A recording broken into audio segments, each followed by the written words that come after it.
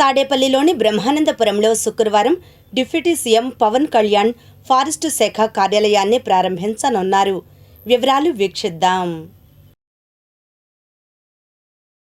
గుంటూరు జిల్లా తాడేపల్లి పరిధిలోని బ్రహ్మానందపురం వద్ద ఆంధ్రప్రదేశ్ రాష్ట్ర అటవీ శాఖ నూతన కార్యాలయానికి రాష్ట్ర ఉప ముఖ్యమంత్రి, అటవీ శాఖ మంత్రి కొణిదెల పవన్ కళ్యాణ్ శుక్రవారం శంకుస్థాపన చేయనున్నారు.